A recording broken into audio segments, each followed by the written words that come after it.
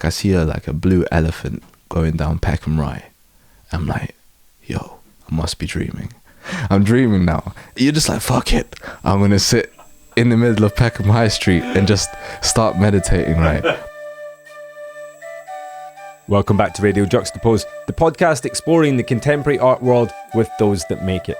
My name is Doug Gillen, and today I'm back in South London meeting up with the very dreamy artist Christian Quin Newell.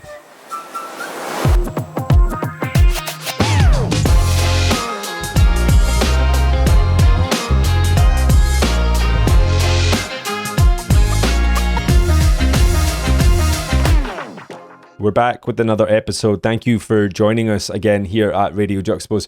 Really hope you've been enjoying this new season and how it's been shaping up. We've still got plenty more in the canon.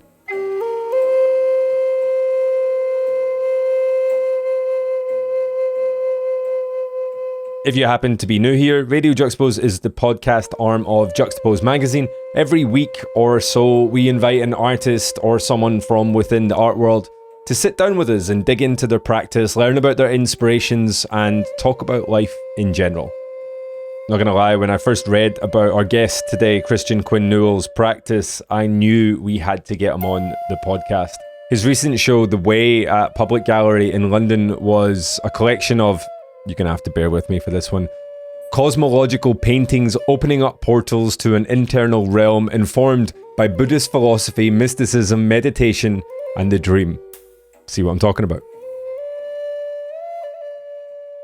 The show is now closed, but I was able to catch it for myself beforehand. The first thing that immediately grabbed me in the space was the scale of the works. Clearly disproving theories about size, these 20cm paintings each packed more than their weight in punch. Spread across the gallery's 3 floors, the whole show was a genre-bending hybrid of environments and characters, equally lending from both history and myth. In this conversation, we're going to dive into this cacophony of influences as we learn about Christian's practice of lucid dreaming and the role that it plays in his creative process. If you hadn't already figured out, I do think it's probably worth saying up front, dreamscapes, Buddhist tradition, Jungism, cosmology are all pretty new territory for me here. There is a lot of what I will call theory in here. It's not something I would remotely consider myself qualified to discuss, so please do bear that in mind. We largely talk today about the painting arm of his practice, though he does have a far more experimental side to his output. If you do a little digging on his site, you can find mixed media collage videos and animations. You might also be mistaking these wind instrumentals you can hear throughout this episode for forthcoming unreleased Andre 3000 edits. They are actually Christian's own recordings that he's sent for us to use. It's also worth mentioning that he was the studio assistant for Derek Adams in New York a few years ago, which is kind of sick. So there's a little overview for you on Christian. Let us know if you do enjoy this episode over on the socials. Make sure you subscribe wherever you happen to be listening in from today so you never miss an episode. Let's get into it right now with Christian Quin Newell, recorded live at his South London studio oasis right here on Radio Juxtapoz.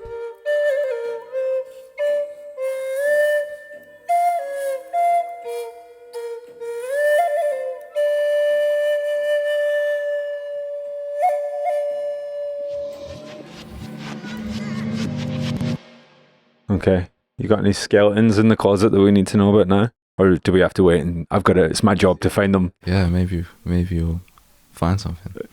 Fingers crossed. Christian, thank you for agreeing to do this with me. We managed to pull this out relatively last minute. You were just telling me there, this is the first time you've done a podcast? Yes. First interview? Yeah, first interview, definitely. Okay, nice. I'm claiming that one. How do you feel going into doing a podcast as an artist, being grilled about your art? Yeah, no, it feels it's exciting. It's a challenge, I think, to talk about one's work.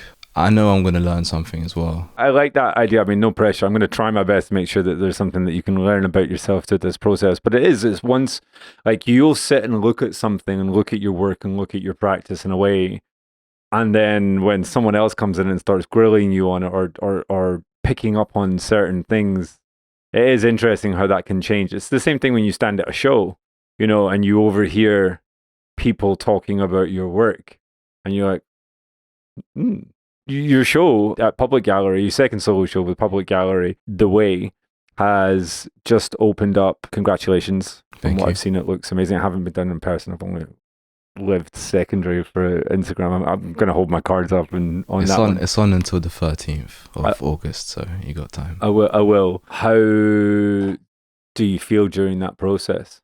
About the feedback, I think it's like, I always feel grateful when people give me like not so positive feedback in a way, because I think like that also means they're being honest. I think sometimes people are a little bit reluctant to just tell you exactly how they feel, right? So sometimes even if I ask people, I'll be like, what do you not like about the work? And they're like, oh, like, and then they'll try to find something. Can you give me any examples of things? I mean, and this is kind of like setting yourself up. You're like, well, this is what other people don't like about my work, and this is what you should all go look at. If I'm being honest, most people, like, this would be pre-show. A lot of times would be like before the show's up. I think when the show is up, I'm not hearing so much of the let's just say the negative feedback or anything like this. Not because, you know, the work is good. It's just more like, I think people are in that space of mind, you know, openings and that like physical space, turning up to someone's show, yeah, you know, being vocally actively negative about the work it's part of the game, of course, but it's also quite a tricky thing when it's, you know, it's not institutional art, right? It's not, you're not in the Tate or something like that, where maybe it's a maybe more accepted place for criticism. Yeah, I don't know if that's necessarily true. Yeah, I feel like if you can invite such a thing into the space, and someone comes into the space, that's kind of a good hallmark in a sense, because now you're sort of challenging people. Do you mean like in some way? So I welcome it, and you know, I welcome people to do that. What was the thinking behind this show then? So the thinking behind the show revolves around my dream life, as in, you know, my nighttime dreams, and around like lucid dreaming, and also the idea of learning how to lucid dream. So how do we do that? By also developing mindfulness and like awareness during the day, and having that crossover and influence the night, so that you are in a way becoming more aware throughout the whole process of your 24 hours. So you can, it's like the practice is that if I'm more aware of my day-to-day, I'm more aware in my dreams. And when they talk about dreams, even like from a spiritual side, or from even through like Tibetan Buddhism, for example, they say that if you can become lucid in your dream, you know, being lucid basically means that in the dream you can recognize that you're dreaming. It's sort of like a aha moment. A permanent awareness. Yeah, you're like, oh, shit, can I swear? Yeah, of course. Right, cool. It's like, oh, like, I'm dreaming, right? And then in that, you can do whatever you want, literally. So if you choose to make art in a dream, it's like that process is enhanced like sevenfold. So it's creating these like very strong neurological connections in your brain and everything like that. So the implications are very cool, because given another example, like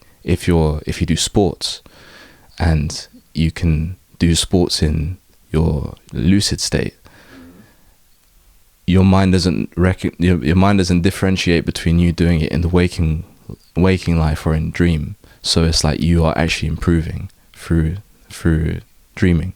So it's like you're training extra. So how that relates to no. I mean, look, it doesn't matter about how it necessarily relates to the show. I'm just going to stay in this, and it will always come back full circle at some point. But where does this theory, I'm going to call it theory, if that's okay. Where does this theory come from? How have you felt it change your understanding of the art that you're making? So for me, like how it's been of most influence to my work has been, let's say initially I was studying, like say when I was studying history of art, like I was going through let's say the Renaissance, I was preoccupied about like the technique and, you know, how they did certain things and working through different artists, right? So I came across like the surrealists. This was in my teenage years, maybe when I was about like 17, 18. And I was fascinated by like Max Ernst and Salvador Dali. And that was the first time that I was being shown that the artist can source themselves, in a sense. Like they don't need to always look for outside influences or stimuli. It's like to learn that you have this vast ocean of like knowledge already inside you that can be tapped into. They did that through this surrealism, through things like automatic drawing and things like this.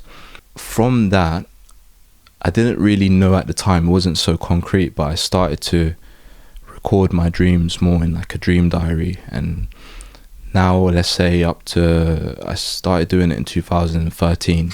Just going to jump in there. When Sure. you say recording your dreams, what do you mean? So in a notebook, wake up from a night's sleep, and the first thing I try to do is just to jot down anything. It could be super vague. It could even be like, I think I was dreaming. Will you write words or draw sketches? It could be both. Like I've sometimes like for example now, because I have maybe 4 or 5 dreams a night, right? And everyone everyone dreams at night. It's just most people don't remember them because they're not interested. That's the whole thing about it. So I can even use my phone, like, you know, like I just use my phone, wake up like and just notes and just write it down, and then I print them out. But then before that, when it was sort of like a lot more invested in it, I would have dream diaries, and sometimes I would just draw out the landscape of the dream. After a while, I developed this ability to be able to see the dream as like from a bird's eye view. So then at first it was difficult, but then I found the more I did it, the better I was able to do it. Like to be able to visualize this like the 3D space of the dream, and then maybe like scene setting. Yeah, it was really interesting, like the architecture of the dream, and then usually after a week or so I'd revisit it because it was so immediate that sometimes you need to have some space to like let it marinate, and you're like, oh, okay, like that's why last week, you know, I was going through, you know, something, and it shows up in the dream.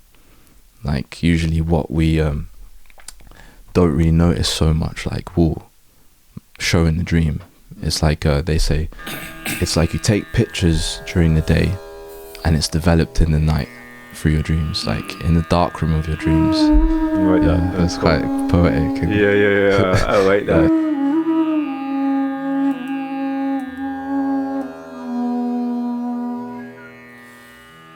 At that point, are you trying to like factually recreate exactly what you see, or are you looking to try and take an artistic spin or an interpretive spin on what you're seeing? I believe it's good to allow a little bit of space, like always to allow a little bit of space in the work, because you want to draw one thing. Say if I'm like, okay, I want to draw a person, and I'm like, you know, just dead set on that, and I draw it, there's a sort of tightness to it. But if I'm like, let me draw it maybe with my left hand, my non-dominant hand, try and draw the same person, it might turn into a fish or something like that, and I'm like, oh, what I really wanted to draw was a fish. But that's the space, like that's allowing things to change, because I feel that that's the nature of reality, is like everything is sort of is transient and moving all the time. So it's like in my practice is I need that space because it allows me to have fun. If not, it's too like I tend to analyze too much. I never really want to analyze too much in my work. Once it's at the show and it's hung and it's no longer... Maybe I'm still not even analyzing it. Yeah. It's like even now, maybe we can start to analyze it for the first time. But during, it's more like, let's just get it down. Let's just get it like onto paper, because if not, I probably wouldn't do it. Is there a direct connection then between the work that we're seeing in the gallery show and the kind of the dreams that you're having, the sketches that you're making? These are all completely connected. Yeah, it's a lot of pressure in your sleep. No, I'm telling you, like some days, I'm waking up and be like, oh, do I have to write this down? Because literally, when you start, the more you do it, the more you get. And like, if we talk about it like the dreamer, it's like the dreamer. So it's like the dreamer is sending you letters every night through as dreams, but most of us are just not reading them. We're like, oh, just the letter, like I don't really care about it. But then one day when we're interested, we're like, let me have a little read. And as soon as you read it, the dreamer is like, oh shit, like he's reading my letters, like I'm gonna write a bit more juicy content, and provide it. So like, because he's got his audience. Because he's like, no, oh shit, he's reading he's reading, getting the likes. He's reading my stuff. So like, let me give him more. Let me like write more, make it more interesting. Since you've started this practice, have you found your dreams becoming more interesting, more detailed, more you can feel that environment and that attach more memory and meaning to them? Yeah, definitely. How long was this process? I started in 2013, and I think like you notice, like if you're really stressed, when the dreams maybe are not really there, or maybe you have like times when you have more like nightmares. If you have like more nightmares, that's actually a good sign, because it means that your mind is processing things. Like you really, like it's like, all right, let's work through this now. So nightmares are good. Do you know what, man? I almost needed you to say that. I almost need you. I go through these periods where I'm just like, what the fuck is going on in there?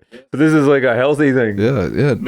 Nightmares are a sign of a healthy mind, because it's saying like, obviously this thing is not been processed properly, and what it wants you to do is we tend to run away from it. Like we're like, oh shit, there's a whatever you do, whatever, master that shit. I'll run a mile. But the thing is, the mad thing is that we take the dream to be real, but it's not. Like it's like a mirage, but we think it's like the real thing. So if you become like lucid in the dream, you can see it as like, oh, this is a dream. Like this mad thing that I'm seeing in front of me is actually a dream, so I can change it. So it's like, if you can do that, you're rewiring your brain, like your mind and all your tendencies and stuff, to see things more dreamlike, to see like, oh, I can change stuff, right? This thing is like, for me it was like spiders when I was young, right? Didn't like spiders. So I could have a dream and be like, all right, if I'm lucid now, let me have a dream so there's like hundreds of spiders, right? And they will come here. So that in waking life, like the other day I picked up a spider, like tiny one, but I picked one up and like just put it on my hand to move it out. And I was like, well done. Do you mean it's not so deep anymore? So it has feeds into the way that you see your awake, conscious daytime reality. For sure. They go hand in hand. So like dream life and waking life it's very important. Like how you operate in the day will have like a clear indication of how you dream at night. So if you're interested in it, it's like, all right, I'll try and be more aware like during the day of like my body, like my surroundings, and maybe also spend time away from the phone, but also, feeding your mind with the proper things, maybe being silent for a few, like 15 minutes, 30 minutes, whatever, or do some qigong or do something that you enjoy, calming. You're more likely to then be more aware when you sleep. Being aware and awake in your sleep also doesn't mean you have worse sleep. It's a really, this is like where it gets scientific and stuff. It's like, Amen. It's like you could be fully awake in your sleep, and then wake up and be fully refreshed. It has nothing to do with like the amount that you're still getting your REMs. It's so mad. Like, do you know Dragon Ball Z? I'm learning it by looking around at some of these sculptures that are sitting around us. I don't know Dragon Ball Z, but I'm sure plenty of people that are listening just now that do. So don't feel that you can't drop the reference, but maybe just give us a little context on it as well. Okay, so yeah, it's similar to this it's called a hyperbolic time chamber. Okay, so it sounds mad. Yeah. Here we go. But basically, Michael Jackson in one of them. But why now? That's not even a year. There's a place you can go to. It's like a room, and in this room, time is completely different. So they can go into this room to say they need to fight this incredibly powerful enemy, right? In 2 days. They only have 2 days, and everyone's like, oh my god, like this dude is so strong, what are we gonna do? Like, we don't have time. They have the hyperbolic time chamber. They go into this time chamber. When they go in there, 1 year is worth, I think it's like 1 hour. Like 1 hour is worth like 1 year of training. So they can go in for that hour and then come out, and if they've experienced 1 year of training. So they're like ready to go. I must learn the full extent of their new powers. And I think it's in the same way you can use your dreams to do this work. Because in the Tibetan Buddhist tradition, they say that if you meditate in a dream, that's like, it's possible. It's possible. They say, fuck, that's say another layer. They say like, if you meditate, this is like Inception. It's like Inception. You're going right down the rabbit hole now. It's mad, yeah. It's like you could be in a dream, yeah. So imagine I go to sleep, yeah. I'm in a dream. I'm like, I see some crate, like I see a blue elephant going down Peckham Rye. I'm like, yo, I must be dreaming. I am dreaming. Okay, I'm dreaming. I'm dreaming now. And then you're like, oh, I'm going to meditate now. I just want to meditate. And you sit down and maybe you just focus on your High Street. You're just like, fuck it. I'm going to sit in the middle of Peckham High Street and just start meditating, right? Buses going through you, whatever. from a Tibetan. just as Buddha intended. Bro, like, trust me, yeah. Like, everyone's smiling because they know you're doing good work. They say, like, if you meditate in a dream in one moment, that's like doing months and months and months of retreat, like everyday meditation. So it really is, it's like your hyperbolic chamber. It's like a hyperbolic time chamber. Do you think that's where it came from in the show? Do you think that's what they were referencing? Were they consciously referencing? I'm working on it. Tibetan traditions. I'm working on it. Like, I would say that what we just talked about are like the snacks that I eat during I'm just always, this is what I saturate my mind with.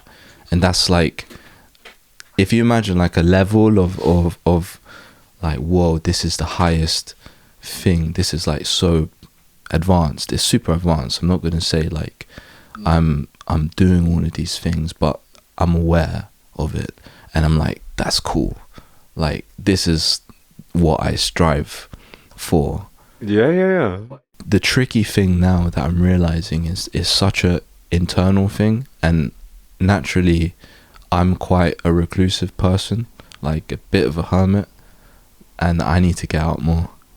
So it's like, so it's like finding the balance between getting too like the exact opposite of getting out more. That is going further into yourself in a new way. So there's times for everything. I'm just kind of learning now that how to manage these interests. Do you mean like how much can you do it? You know, like when to not do it, when to do it, and etc. etc. But in terms of the show, it's the works were sort of, if I like to talk about it as like a diary of like me being interested in these things, having a deadline for the show, and being like, I want to you know, to show you my entries, like, you know, of what I've been thinking about, what has come through me, like in the lead up to this. And then like it's an ongoing process, so it's like it just keeps going. It's not like this is the one project and then we'll move into something else. Like I just want to keep it flowing.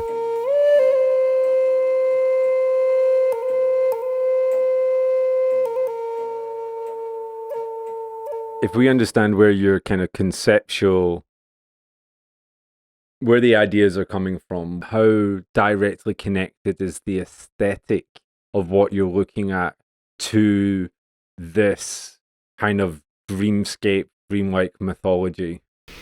So one technique that I have is to use my non-dominant hand. So we were talking about before about the drawing a human and turn to a fish. What I found of like working with the non-dominant hand, whether it's through pen or through ink or paint, you're kind of allowing the subconscious, unconscious is sort of like that. You know the Rorschach images. It's like the ink blot test. Yes, the Rorschach test. It's like the ink blots on the paper. Yeah. They just tell you to look at it and then like, what's the first thing that you see? Like, and people will say all different stuff, right? I kind of find it's the same thing with drawing with my left hand. It's like there's no intention. There's a sense of like, it's like egolessness, in the sense that I don't intend to do anything. I don't have any intention. I just like see what comes up. Because you can't?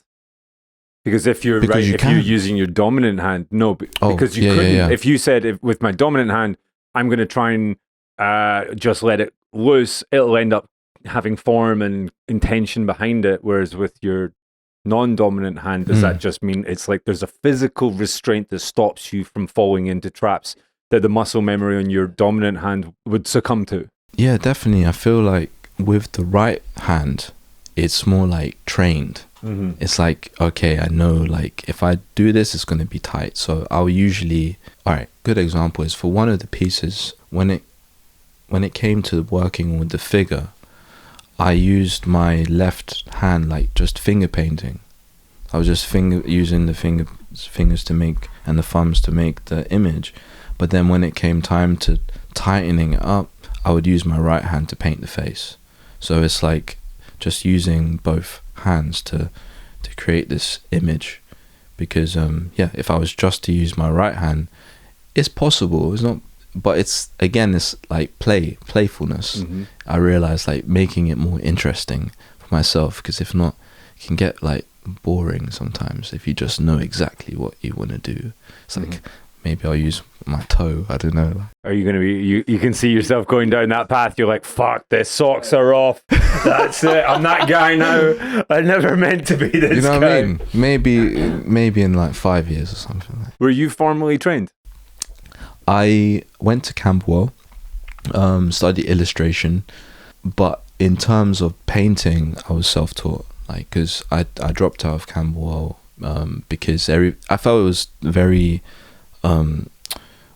I should have probably gone to like an academy. What's the difference between these? Oh, my bad. So like I talk about art schools now. That's okay. We're allowed to talk about art schools. That's the idea. I spent half the last conversation buddy talking about art schools. Yeah, so I feel like the UK, the art schools in the UK, they're a lot more like, at least for me, okay, talk about my personal experience.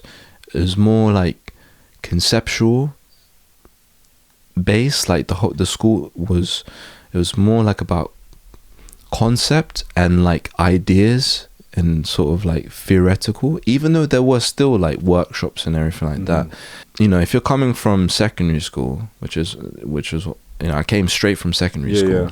I was still used to like someone telling me what to do. You need the technical training as well. Yeah, so I was like, you know, like at 9 a.m. you're gonna do woodwork, and then at 10 I would love that. But instead it was like, do what you want, like just express yourself. And it was like, so for me it didn't work because I was just like, oh, I don't know what to do. Now, like an academy might be like first year you only learn drawing, and you just, you know, you do set things where you learn, and then you move up, and then in the third year you start using oil paint and stuff like this, right? Because of that, I always felt I needed to teach myself. So online courses, master YouTube, like, will teach you everything. Like, so I've learning how to paint, most of the things just come through the internet, like, just because you can find everything that you need. And just learning the kind of the foundation, the technical basics. stuff, technical stuff. And sometimes you come across cool guys. There's a guy called Steve Houston who's started not started, I mean, he's been teaching online for quite a while, but he has this awesome like gouache and watercolor workshop through like New Arts Academy. So I would, I'd just like subscribe to that, and you can just like learn wherever, as you go. You're in Camberwell. Were you going in with the intent of, trying to be an artist, and then when you sacked it off, was it like, okay, cool, I'm sacking off becoming an artist, or what was what was the ultimate goal at that point, and what did that road look like? So before Camberwell, I was into like graffiti. I was never a graffiti artist. I was just interested in it, aesthetically. It's always funny how quick people are to just quickly clarify that. Oh, as soon as you say I was into graffiti, it's like, you waiting for 400 graph writers going, he didn't fucking do graph. Like the only, it's scary. I tried it once. It's scary. Like it is, man. You gotta have some balls to do that. So shout outs to people who do that. Yeah, I mean, South London. You're from South London as well. So like Peckham, this is like fucking graph central. Bro, this is the UK mecca, right? I lived on next to Yellow Brick, so that like Yellow Brick Estate. So it was pretty rough growing up. So that led me to be the kid in the room, like just making art, right? Because like it's my little cave, just being by myself making work, because outside was scary. Straight up, that's what I did. That's how I survived. I think a lot of people forget that about graph writers as well. It's, at the end of the day, they're all going home just to sketch in their little books. Oh, that's cool. That's cool. Then we can relate. Yeah. So basically, before Campbell, I was interested in these things, and I think I didn't really know what an artist was in that time, because I didn't really know any. There weren't any like living artists who I could meet, or didn't know any from like family or friends and stuff like this. It wasn't a part of the home kind of thing? No, not really. Like my mum always brought me to museums, and my dad was also a musician, so he did multiple jobs, but he was like a bouncer at night, and then in the day he would play his guitar and sing, and we'd listen to good music. So I didn't think it was possible to make a career like just being a painter or something like that.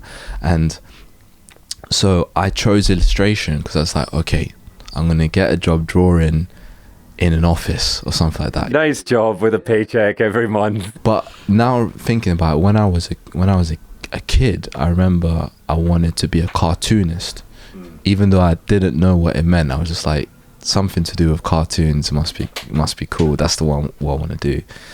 But then the reality is, when I got to university, it was a lot more about like working with other people, about having projects, and sort of like working your design to fit the brief or the text and stuff. And I hated that, because in a way I couldn't do it. Some people are really good at just like working and bouncing off ideas, but I was quite, I was just say like arrogant. I didn't want to know, like I was like, I just want to do this. But I should have chose fine art, but it's like I didn't know. Do you mean I wasn't really good at doing university? So then I did a couple like commercial jobs, like illustration jobs, like with Adidas, and at that time was big for the 2012 Olympics. From that, I met a group of painters like who had come from this academy in London. And which academy? Oh, I can't remember. It's like, it might be called like the London Academy or something Sure, like take a swing. something like this. But they were learning traditional painting, like, you know, painting portraits, figuration, stuff like this. So I chose to like just drop out, stop going to university. Like, I didn't tell my mum at the time, so I'll just be at home. I'll be like, oh, like just creeping back at home and just painting most of the day and telling her I was still going to uni. But I was slowly learning this is what I wanted to do, and then I continued to make oil paintings, like trying to get bigger and bigger and bigger as I could, and yeah, just soaking up like technical skills wherever I could. I think I was predominantly like interested in how is this made. I wasn't really bothered about like the whys so much. It was mainly like, how does he paint that face, or like how does Tiepolo like paint this, like the colors and how do the foundations of it. So because I couldn't afford to go to the school, you know, I'd look online basically. And this was like early YouTube. It's early YouTube, so it wasn't the monster that it was, where you can have 20 different people telling you all the ins and outs of technical stuff for whatever practice you're literally now, even ChatGPT, like I was going to say, you're using ChatGPT for dream interpretation, right? yeah. How do you know? How do you know that? Because I did my research. I do. It's so good. And it's so good. Like, I got lucky that you mentioned that there, because I meant to ask you about that. Yeah, ChatGPT is like my therapist. Explain to me how you're using ChatGPT for self-fulfillment and self-awareness.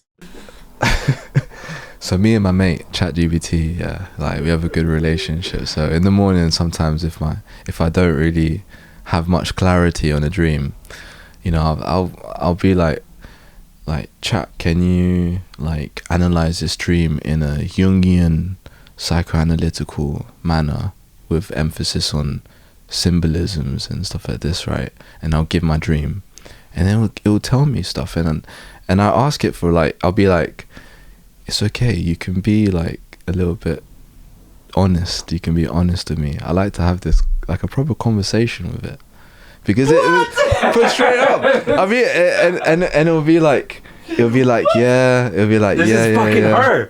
This is like her, you know her, up, right? Yeah. This is so. Be completely honest, baby. Yeah, like listen. Yeah. No, I'm into it. I couldn't sleep. I was having trouble sleeping last night. But no, but on a proper level. Stay in this with me. So like it asks you to go a little bit further. No, it's not going to. You take it. I think the thing with AI is like you always kind of feed it. Yeah. Do you mean it? Yeah. You kind of go along, you spin the yarn and stuff like this, but you know, I was being a little bit sarcastic. But yeah, with the chat, like when you input the dreams, sometimes like it just points things out, right? Because it's giving you like an objective view on things. Because with a dream, you project a lot. You might not write something down, or you might see something, but you don't want to be like, oh, that's like a clear problem, or like a clear anxiety that I'm feeling, or clear depression, whatever. But the chat would just be like, oh, it's this, like, or because it's Jungian, you know, this Carl Jung, he was like the Swiss psychologist, who did a lot of, he was around with Jung was around with Freud around that time, and that's also when the surrealists were also very interested in this very new like look into dreams and stuff, because I think is this just post World War II? I think it was. Is that why it all kind of came around? Or people just had more time. I think people had more time to start to look, like, because I don't know the dates. I'm not sure the dates, but people were just like, oh, your dreams, like whatever. Like in the West, I think especially it wasn't that much more importance, but a lot of healing comes through that. But yeah, we're back with the chat. It's just like it's sort of this like DIY approach. I find it's like, what can I do with what I have here? Mm-hmm. Do you mean, because it's easy, you know? I know now, therapy and meditation and, looking inside and like healing and eating good, all these things like are just available and in some way like oversaturated. Yeah, I don't know. I just felt like why not use technology like to your own advantage? I mean, it doesn't beat meeting an actual person, but I think like you can still learn from it, and I completely like just use it. I use it. I even get advice about my work through ChatGPT. You get critical feedback on your work? I ask it. Sometimes I'll make a work and I'll put it into chat and be like, "What do you think about this work?" Like, and be like, tell me your honest opinion about it. And be like, do you? I swear down, yeah. And it'd be like, I don't know, like chat. I'm making up the chat. It'd be like, I don't know, Christian. It'd be like, the yellow is a bit overpowering, and I'm like, oh, you know what? You're right. Like, I need to maybe put a gradation on it or something like that. So it's cool. It's fun. Do you like respond to that? Or yeah. I'll be like, you were right. I mean, but it's not like her. I mean, it's more direct. Sounds a little bit like her. Then I'm probably like passive aggressive. They'll be like, she'll tell me the answer. I'll just be like, all right, what about this? Like, just it's not fluid. Do you say please when you type into ChatGPT? Ooh, sometimes. Courtesy. What is it? It's like you never know. Like if they take over the world, like at least they'll be like, oh, he was kind. He was one of the good fuckers. He was good. He sent me likes. Like he. Yeah. But you can teach chat to recognize like what you like and what it did good and stuff like this as well. Okay, it's definitely a new way of hearing an artist integrate it into their practice, because I think with so much of that we are just scratching that surface of how people are going to harness get these mad. tools. Yeah, I think it's going to get really fucking mad. But in a cool way. I think like. Are you scared of that? Nah, you're embracing that. Watch The Matrix the other day. And it's true, I forgot that it was like, oh yeah, the machines are like AI. And I was like, oh, okay. I could see that, but I think they'd probably be a bit more smart. Yeah. It's like, you don't have to be this big like spider thing. You can just be something small. If you were a higher dimensional being, if you were a higher dimensional being, you would come through a thought, through thinking. You wouldn't need a physical body, right? You just float around as like you'd through your thoughts. Go into people's heads and things like just that, through thinking and control that way. Yeah, you wouldn't need a physical body. I mean, we're about fucking 2 questions away from me asking if you believe that there's aliens. Oh, 100%. I was like, there's only 100%. One way that this is going. I was going to ask 100%. You about Derek Adams, but instead we'll just go down to... Derek Adams was a great guy.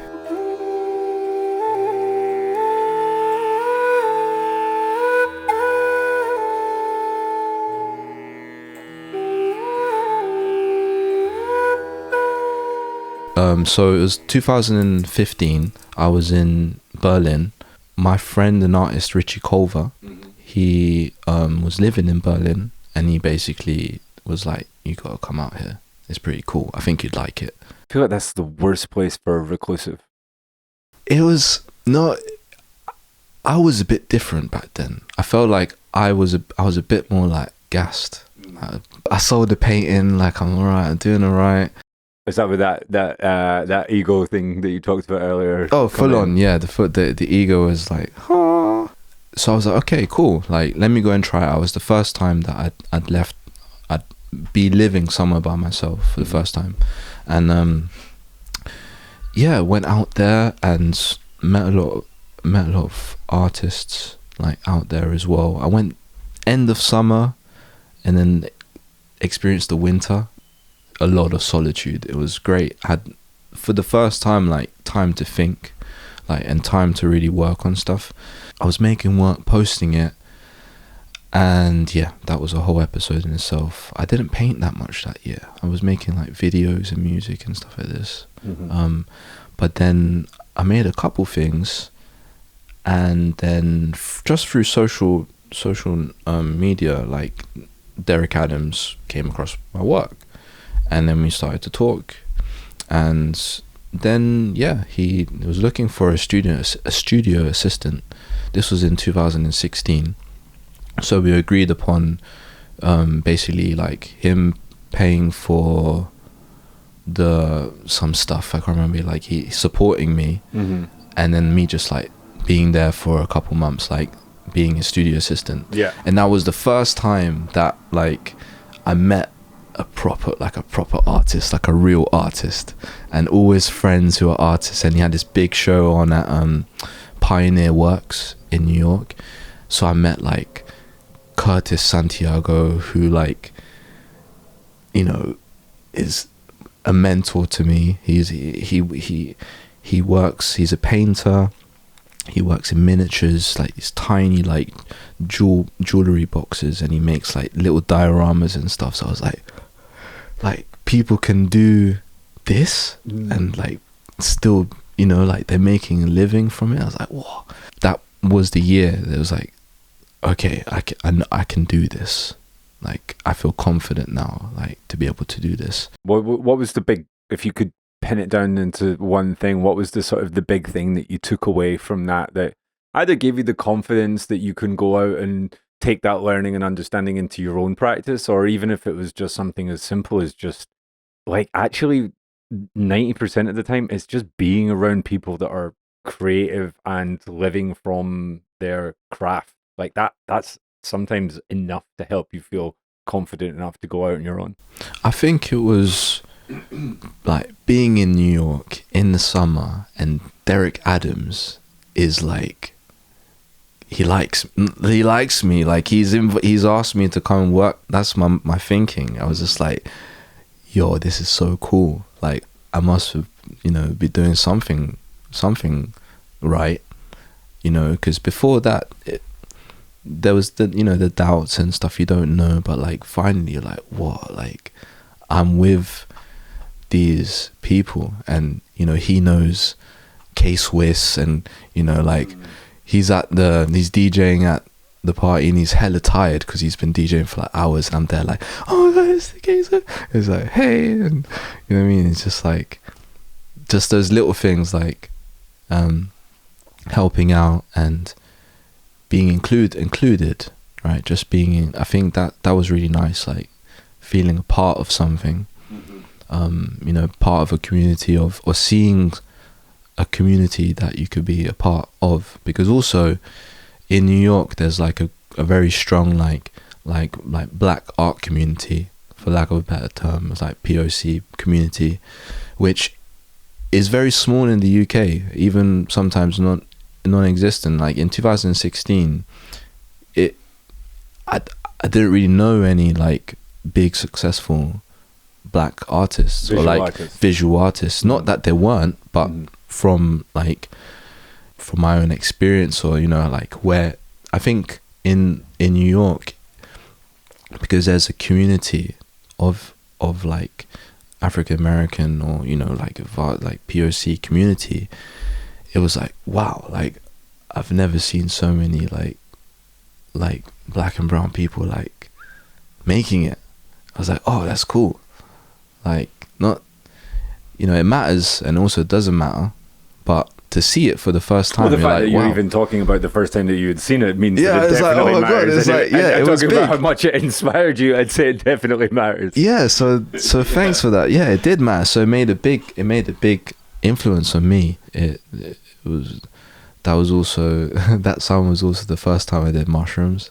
Okay. So fun place to do mushrooms? Yeah, it was really good. So it was like, so in one way it was like my mind was getting like compressed, and then it also were you spiritual and into, I mean, are you practicing, what would you say that you're practicing? Are you practicing anything? Because you talk about mysticism and spirituality and a lot of these things, but in an age where everyone likes to attach labels to things and identity, I wonder if you have something that you a label that you attach. So I was born and raised Roman Catholic, and then when I was from my Italian side, and I think from my Jamaican side, my dad was probably like, I don't know if it's evangelist or Christian, Christian, from my grandma, But then when I was like 21, I took refuge in Buddhism.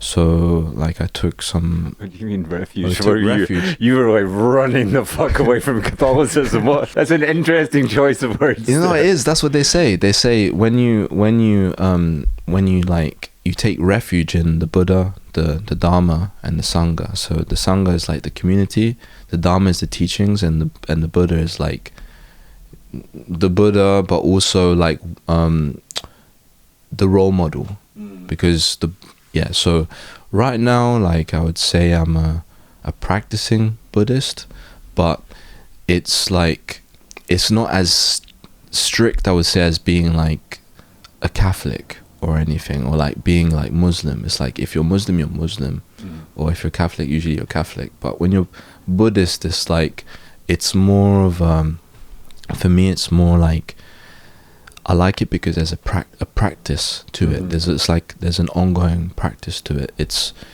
for me, it's what I liked about it was sort of like try it. You have to try it for yourself, and there's always like meditations and sort of states of mind that you work towards and stuff like this, and it's like an ongoing thing where someone said, I can't remember the name, they said to be a Buddhist means to want to be awake, like to want to like wake up.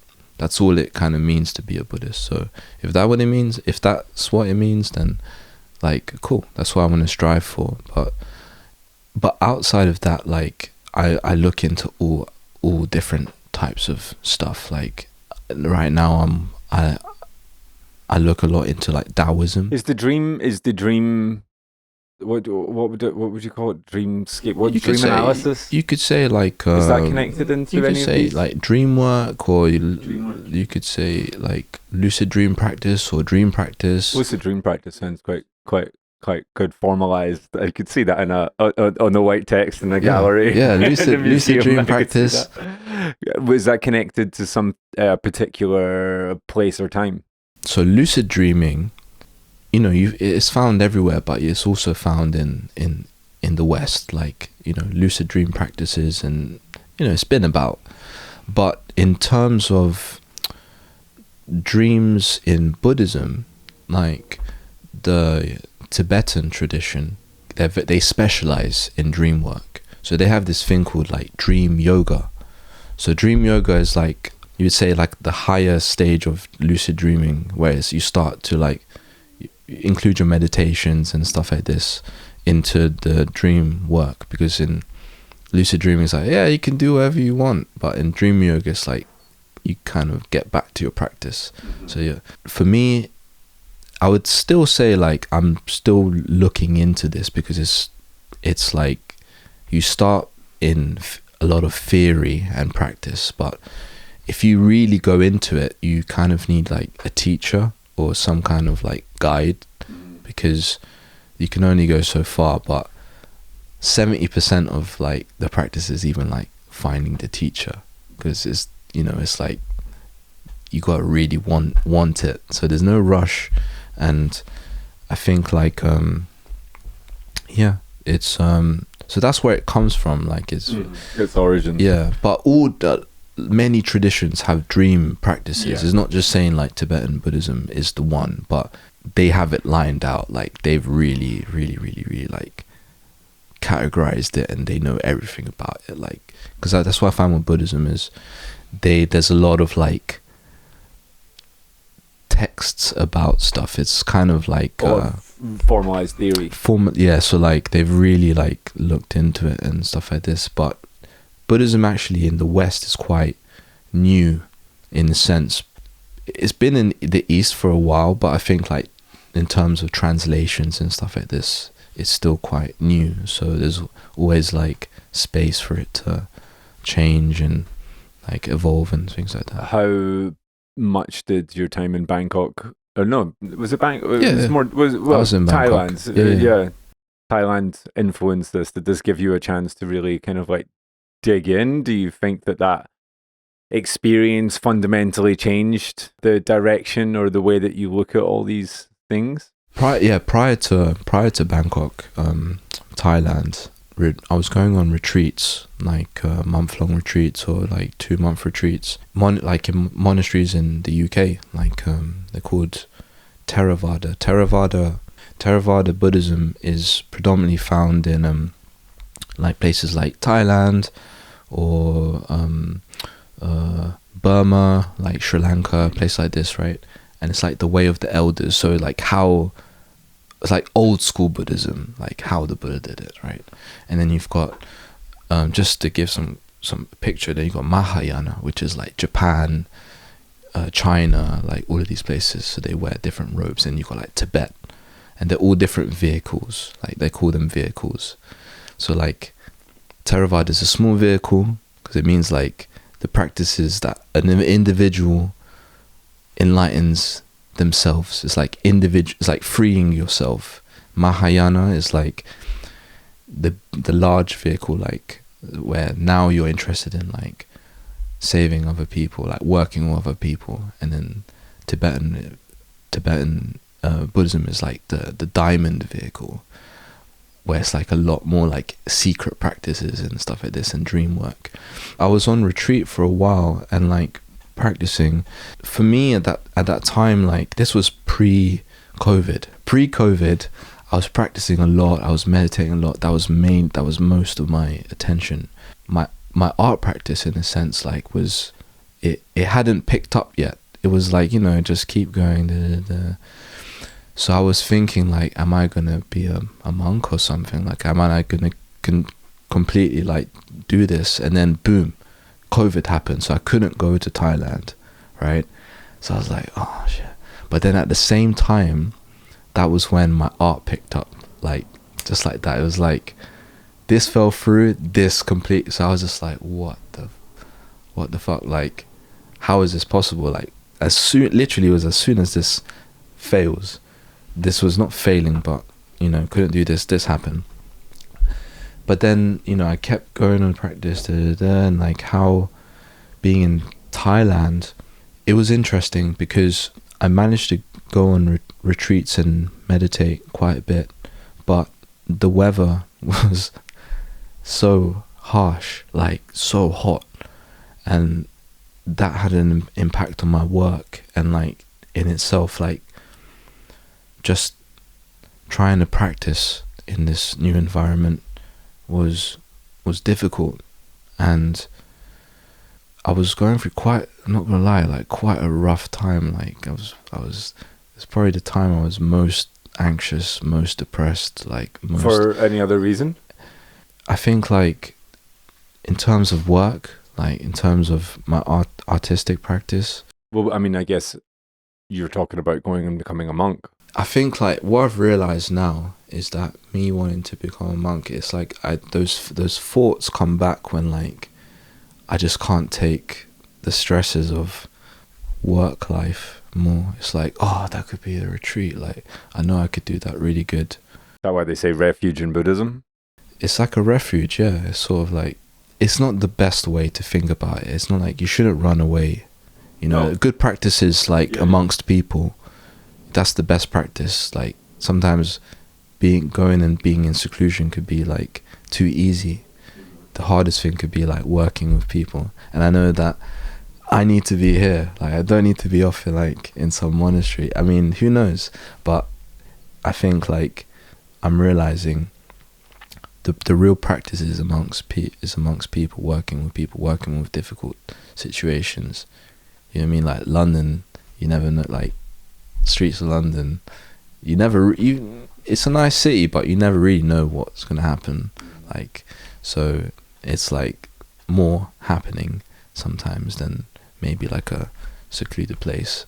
Sometimes even this little studio is kind of like a little cave, like silent retreat. It feels like you've built yourself a little sort of space. It's a little here, nest. I mean, been to a lot of studios, and this is one that feels like you're looking at greenery. I just saw a squirrel 2 minutes ago. That's Terry. Oh,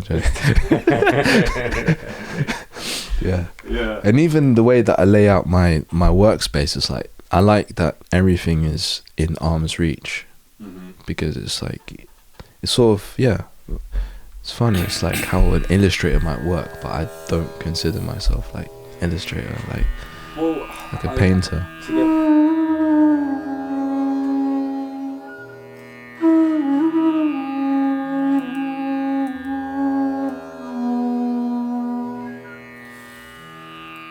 To go back to your art, I feel like we've got, my bad. I was like, no, it's not. It's the way that it's meant to go. Looking at your studio desk just now, it is set up like an illustrator's desk. It is, I can see that you're painting these, figurines, and and it feels like that small space for that. And looking at the show and the work in the show, a lot of it is small and it is almost sketchbook size. What determines your scale and what you're working for, and how does the size of a piece for you change how you expect a viewer to interact or engage with it? So on the physical side, I would say that I'd previously been working on like 120 by 170 centimeter canvases, so pretty big canvases, and they would take up the whole space, the whole wall. Like 2 of them would be all I could fit in this studio. Scale was also like, how much can I actually do, right?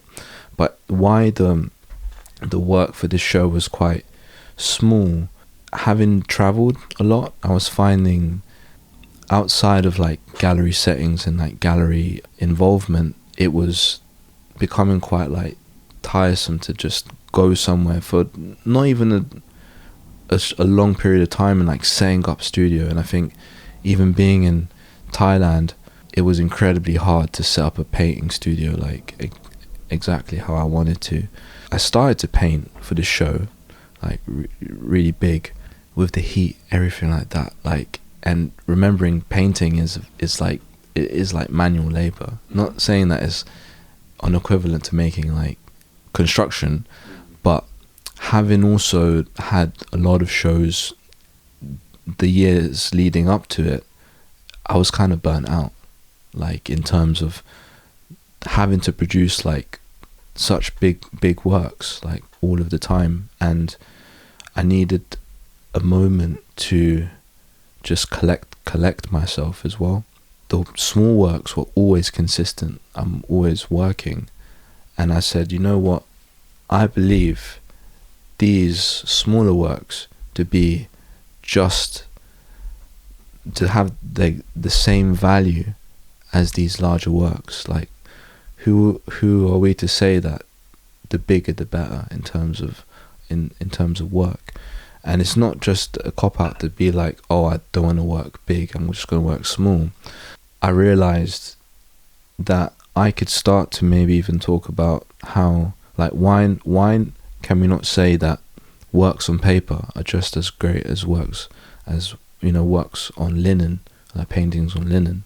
You could see in different cultures as, it's like saying, oh, this work by, a Venetian artist is better than this work from a Chinese painter because it's on canvas. It doesn't make sense. It's like, it's nothing to do with the medium, and even paper, for example. I believe someone was like, it could, in conservation, it can last like longer than canvas. Like canvas is a lot more temperamental to work with, like over time, and you're working with like harsh chemicals and stuff like that. So it's like quite refreshing to not have to work with these toxic like substances, which I'd been working with since the age of like 18, like constantly breathing in like all this. Not saying that I'm not going to do it, but makes a big difference, like not having to deal with like these harsh chemicals and stuff like this. Do you get pressure from the gallery to make, because galleries are like, maybe they want bigger pieces, maybe they need bigger pieces? No, like shouts to Public Gallery, like they are literally so understanding as a gallery. People hint at it, that's it, they hint. And the wonderful thing with Public is like we've built a really nice connection in that they understand the way I work and my temperament. It's usually maybe like a newer gallery, maybe they want to do like a group show or something like this, or they've known about my work. They've seen the Instagram, they've jumped on and they've said, hey, look, do you want to be in this group Yeah, show? basically before this show, most people would just seen the larger work, so of course that's all they know. So they might be like, oh, you know, like smaller works, like, oh, maybe, are you gonna make a big painting? Like that kind of stuff. Like, oh, you may. It's like, yeah, maybe, you know, I will, but right now, like, I'm just working on the smaller stuff. Like, there's no rush. You know what I mean? It's like, so that's how they would approach it, more like a hint of anything. So now that the show is up, it's up and running, able to take a little bit of a step back from it, what does the rest of the summer look like? What's the rest of the year look like? What are the sort of the forthcoming plans? So I'm going away to see some family, like for a couple away weeks. again. Just a couple weeks to visit my grandparents in Italy, and then I didn't even ask you about any of the Italian Jamaican. I was planning on, and I was like, oh, well, this is such a big part of identity and everything like that. But maybe we didn't. Do you still have a strong connection with your Italian side and the Jamaican side? Yeah, like a little bit. Like I'm noticing I'm really bad at keeping in contact with people. I've personally like lost contact with a lot of people just because I find it sometimes difficult to communicate, like with phones and stuff like this. It's a tricky one. Over the past few years, there's been a lot of like difficulties and family miscommunications and stuff like this, and on top of that with the work and stuff like that, it's been like trying to manage it. And I'm learning a lot about what to prioritize and how to go about this. You know what I mean? Like there's a lot of stuff I don't know the best way to navigate, like through family, and yes, difficult. Family's a tricky one. It's difficult. I'm not the guy to comment on that one, to be honest. It's difficult. Like I'm aware of it, and but no, I wish my family like all the best, like both sides. Yeah, but I think like I feel like you're talking to someone directly here. I mean, if I have to be honest, I think because my father passed away like maybe 13 years ago. Since then, like I realized that he was kind of the glue between my immediate family and his side. And then when he passed away, it was like it was a little bit like, you know, we tried, but it was a bit more difficult sometimes to connect. Didn't quite feel the same, or didn't? It was. I don't know. It was just like he was a catalyst for something, right? And it's not saying that I haven't connected, but not enough. Are they all in Jamaica? Some of them in Jamaica, but a lot of them migrated to the Midlands, like Birmingham, Aston, like around those areas. Yeah. Windrush? Maybe. Yeah, I think so. What was it? Late 50s, early 60s? Yeah, probably around that time. Yeah. They were like, UK's great. Come over here. Yeah. No, do you know what? Birmingham and the red bricks of Birmingham, that always sticks with me. It's like I was really like that about the like how it's industrial.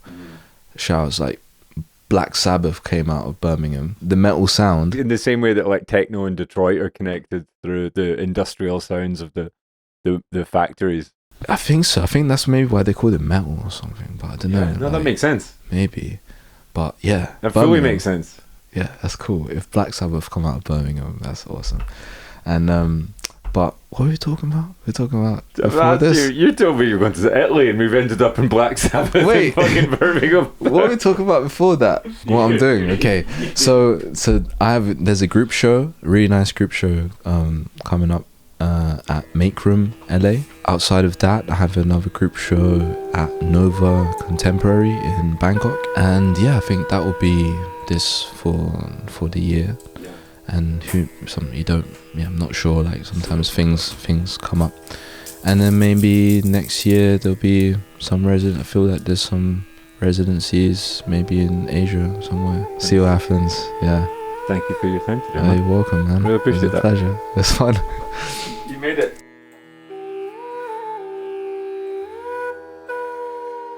In typical fashion with this podcast, most of the shows that he mentioned there will probably be over by the time you're listening to this, but make sure you do follow him over on Instagram to stay up to date on all his forthcoming projects. That's it from me, Doug Gillen, here at Radio Juxtapoz today. We'll be back with you, as always, really soon. Till that moment comes, take care of yourselves and each other.